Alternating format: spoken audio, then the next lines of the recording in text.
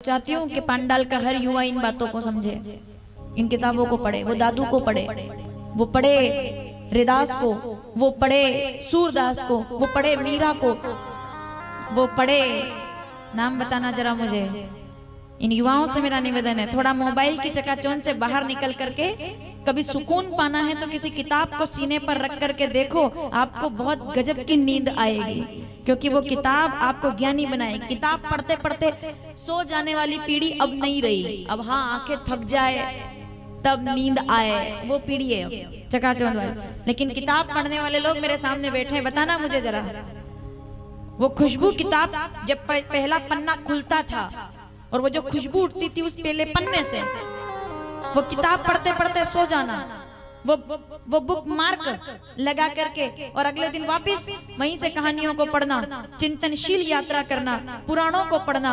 वो पीढ़ी, अगर आज की युवा पीढ़ी भी वापस उस दिशा में लौट करके आए तो मेरा विश्वास है कि आपको जीवन में कभी अशांति नहीं होगी। आप रामचरितमानस पढ़िए, आप गीता पढ़िए, आप पुराण पढ़िए, क्योंकि हम स्वयं अपने आप में पुराण है, ये गीता कहती है। हम सामान्य नहीं है, हम साधारण नहीं है। मैं कौन हूं? आज मैं मरने वाला हूं गुरुदेव, सावधान। बताओ, ध्यान दीजिएगा, बताइए कौन बोल रहा है? आज मैं मरने वाला हूं, आज मेरे जीवन का 7वां दिन है। मेरा आज तो है पर कल नहीं है। 6 दिन से कथा सुन रहे हो ना, तो याद है ना आपको कौन बोल रहा है? परीक्षिते कथा वक्तुम सभाया संस्थिते शुके सुधा कुंभम गृहीते व देवाः तत्र समागमो लघु निर्ण्यानि जातानि गौरवेण इदं महत् तदा ऋषि गणा सर्वे विस्मयं परमं ययुः क्वक कथा क्वक सुधा लोके क्वक कंच क्वक मणि महान ब्रह्मरातो विचार्य तदा देवांज हास्य। जहां से ये कहानी शुरू हुई थी 7 दिन पहले, आज मैं वापस वहीं आपको लेकर के आई हूँ। आज मेरे जीवन का अंत है गुरुदेव। क्या बात है, आप इसको ढंग से सुनेंगे तो आपको बहुत आनंद आएगा। खाली ये मत सुन लेना कि ठीक है भाई, 6 दिन आपने 7 दिन कथा सुन ली, आए गए, पांडाल हमने भर दिए, प्रसादे ले ली और जाते टाइम थोड़ा थोड़ा ऐसे कपड़े झटकार करके चल दिए। ये मत करना। परीक्षित को समझना थोड़ा आप, ये परीक्षित के मरने की कथा नहीं है, ये मरते हुए इंसान के जीने की कथा है। क्योंकि भागवत मरना नहीं सिखाती, भागवत जीना सिखाती है। जो आपको जीवन सिखाए वो भागवत है, जो आपको जीने का तरीका सिखाए कि जीवन का तरीका कैसा होना चाहिए। वो कौन सी कृपा है जो आपको आनंदित कर सकती है? वो कौन सा सत्य है जो आपको आनंदित कर सकता है? सावधान। सुखदेव जी ने कहा, बताओ कैसा लग रहा है तुम? आज तो कथा, तुम्हारा जीवन 7वां दिवस है, तुम तो मरने वाले हो, You are just about to die। अब तो इसके बाद कुछ रहता नहीं है, यहीं से सब समाप्त हो जाए, तो अब तो खत्म होना है सब। तो अब तुम्हें कैसा लग रहा है? राजा ने सुना और वो नाच पड़े। राजा नाचने लग गया। भाव समझना, भाव एक एक शब्द ढंग से सुनना तो आपको समझ में आएगा। तो वो नाच पड़ा राजा परीक्षित, समझ रहे हो? सूर्यास्त होने के बाद तक्षक आएगा, दंश देगा, कहानी खत्म। और जो जिसके साथ ये होने वाला है वो नाच रहा है।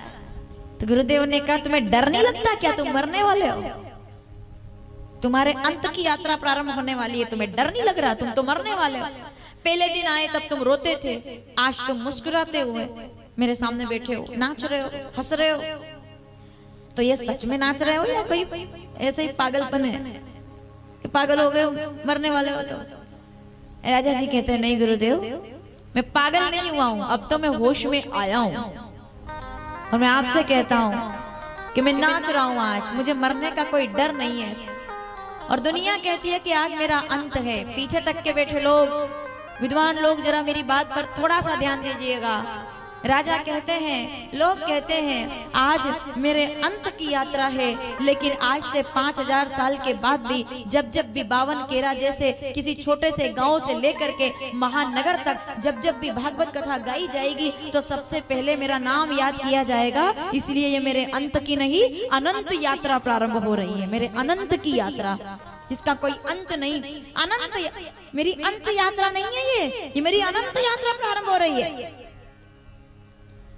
मैं क्यों मुस्कुरा रहा हूं? मैं जब आया तब मैं मरने से डर रहा। हाँ, मैं मरने से डरता था, कि मैं मर जाऊंगा। ये क्षिति जल पावक गगन समीरा, रामचरितमानस किष्किंधा कांड 10वां दोहा दूसरी चौपाई।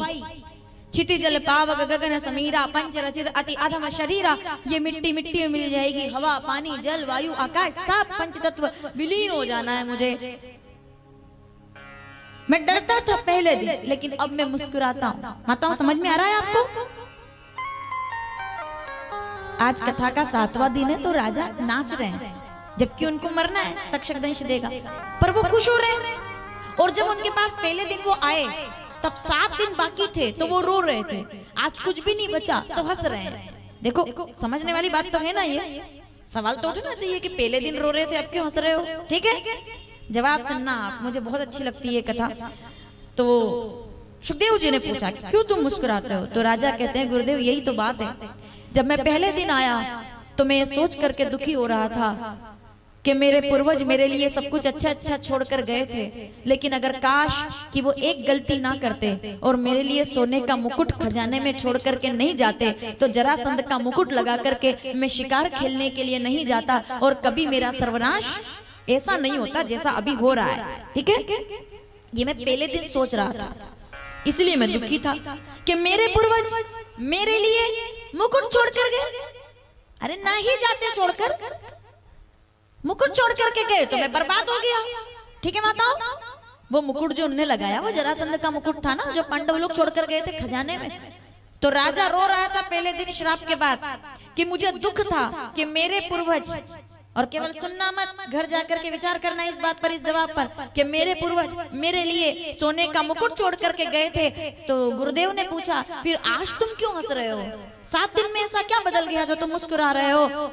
राजा का जवाब कि गुरुदेव मैं तो ये सोच करके मुस्कुरा रहा हूँ, मैं तो ये सोच करके प्रसन्न हो रहा हूँ कि मेरे पूर्वज मैं यानी कि अपनी आने वाली पीढ़ी यानी कि मेरे लिए सोने का मुकुट छोड़ करके गए थे, लेकिन मैं आज जाते जाते अपनी आने वाली पीढ़ी के लिए भागवत कथा की गंगा छोड़ करके जा रहा हूँ। मेरे बाद लोग तरेंगे, कोई डूबेगा नहीं। भवसागर पुनि पार जो चाहा, रामचरितमानस उत्तरकांड 52वां दोहा दूसरी चौपाई। भवसागर पुनि पार जो चाहा, हरि कथा ते कहा दृढ़ नावा। लोग तरेंगे इस नाव में बैठकर। मैं लोगों के लिए इमारतें, बिल्डिंगें, ये मकान बना करके नहीं जा रहा, मैं तो लोगों के लिए संस्कार